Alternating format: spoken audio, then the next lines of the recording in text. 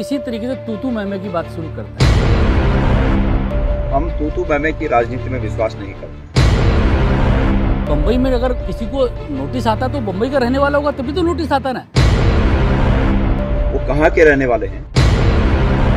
कैसे गढ़वाल का विकास होना चाहिए, कैसे पर्यटन को बढ़ावा दिया जाना चाहिए, कैसे तीर्थाटन को बढ़ावा दिया जाना चाहिए, कैसे बेरोजगारी को ख़त्म करना है, कैसे पलायन को रोकना है। मैं और वो स्वयं दोनों मीडिया के सामने बैठे और मीडिया के तमाम प्रश्नों का जवाब आमने सामने दें। जहाँ पर वो चाहें वहाँ पर एक इस प्रकार का हम लोग आयोजन करें कि लोग उनसे भी पूछ सकें कि विकास के बारे में उनके क्या विचार हैं, पर्यटन के बारे में उनके क्या विचार हैं, तीर्थाटन के बारे में उनके क्या विचार हैं।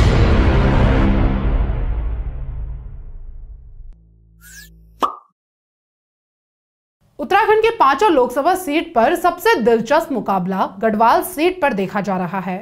यहां बीजेपी के अनिल बलूनी और कांग्रेस के गणेश गोदियाल के बीच सीधी टक्कर होती दिखाई दे रही है। गणेश गोदियाल विधानसभा चुनाव हारने के बाद भी पूरे दमखम से बीजेपी को टक्कर देते दिखाई दे रहे हैं। एक तरफ बीजेपी मजबूत संगठन है तो दूसरी तरफ गणेश गोदियाल अपनी व्यक्तिगत छवि के कारण मुकाबले में बने हुए हैं। गणेश गोदियाल के ऊपर अभी तक भ्रष्टाचार के कोई आरोप नहीं लगे हैं, साथ ही उनकी छवि साफ और जमीनी स्तर के नेता के तौर पर है, जबकि बीजेपी प्रत्याशी अनिल बलूनी पहली बार लोकसभा चुनाव लड़ रहे हैं। इससे पहले वो कोटद्वार से उपचुनाव लड़े हैं। हालांकि अनिल बलूनी बीजेपी में बड़ा कद रखते हैं और पार्टी में एक अच्छी खासी पकड़ भी, लेकिन जमीनी स्तर पर आम जनता के बीच उनकी खास पहचान नहीं है। अनिल बलूनी जहां नरेंद्र मोदी के कार्यों और संगठन के बूते चुनाव जीतने की कोशिश कर रहे हैं, तो वहीं दूसरी तरफ गणेश गोदियाल खुद को पहाड़ी अस्मिता से जुड़ा व्यक्ति बता रहे हैं। कांग्रेस जहां अनिल बलूनी को बाहरी और गणेश गोदियाल को पहाड़ का बेटा बता रही है, गणेश गोदियाल अब सीधे अनिल बलूनी को आमने सामने की चुनौती दे रहे हैं और कह रहे हैं कि किसी मंच पर अनिल बलूनी और गणेश गोदियाल आमने सामने हो और फिर अपने रोड मैप को बताएं। ऐसे में सवाल यह उठता है कि क्या गणेश गोदियाल की चुनौती को अनिल बलूनी स्वीकार कर पाएंगे और आमने सामने चर्चा करने को तैयार हो पाएंगे?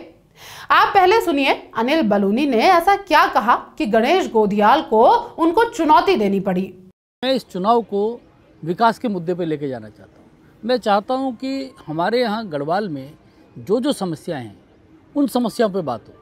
कैसे गढ़वाल का विकास होना चाहिए, कैसे पर्यटन को बढ़ावा दिया जाना चाहिए, कैसे तीर्थाटन को बढ़ावा दिया जाना चाहिए, इस पर्यटन और तीर्थाटन से कैसे लोगों को के रोज़गार को जोड़ना है, कैसे बेरोजगारी को ख़त्म करना है, कैसे पलायन को रोकना है, कैसे यहाँ आधुनिक सुख सुविधाओं का और विस्तार करना है, इन सब चीज़ों को लेकर हम चर्चा करना चाहते हैं। लेकिन मुझे पता है कि विपक्ष इसको तू मैमे में लेके जाएगा। मैं इस तू मैमे की राजनीति में नहीं जाने वाला। अगर आपको इनकम टैक्स का नोटिस आया है और बम्बई में नोटिस क्यों आया है? भाई आप बम्बई में अगर किसी को नोटिस आता तो बम्बई का रहने वाला होगा तभी तो नोटिस आता ना।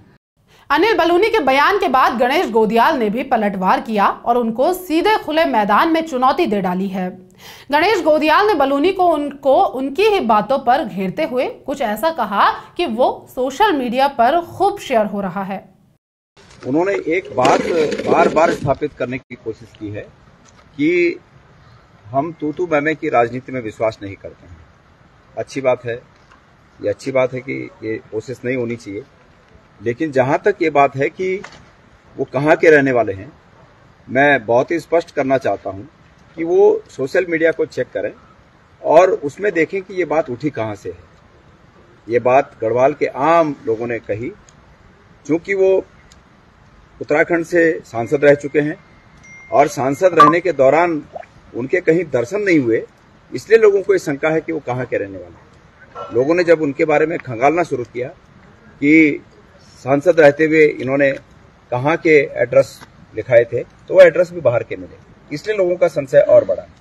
अब चूंकि वो कहते हैं कि विकास पर चर्चा होनी चाहिए, तो मैं उनका इस विचार का बहुत स्वागत करता हूं और मैं ये उनसे निवेदन करना चाहता हूं कि वो एक दिन मेरे साथ, मैं और वो स्वयं दोनों मीडिया के सामने बैठें और मीडिया के तमाम प्रश्नों का जवाब आमने सामने दें।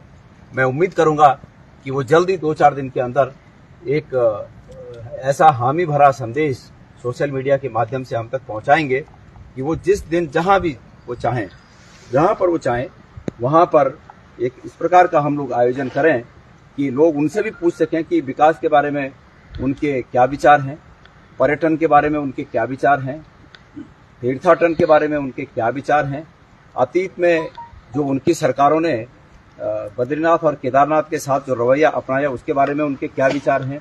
वो बार बार एक बात को कहते हैं कि मोदी जी को लोग प्रधानमंत्री बनाना चाहते हैं, तो इस बात का भी हम उनसे पूछ सकें कि जब अंकिता भंडारी के परिवार पर इतनी बड़ी आपत्ति पड़ी तब मोदी जी ने क्यों चुप्पी साधी और उन्होंने भी क्यों चुप्पी साधी, ये भी पूछा जा सकता है उसमें। और निश्चित रूप में उनको जवाब देना होगा कि जब अग्निवीर योजना लाकर उत्तराखंड के तमाम युवाओं के साथ, उनके हितों के साथ कुठाराघात किया गया, तब मोदी जी क्यों चुप्पी साधे रहे। मोदी जी ने ये काम किया, तब ये प्रत्याशी जी ने क्यों चुप्पी साधी।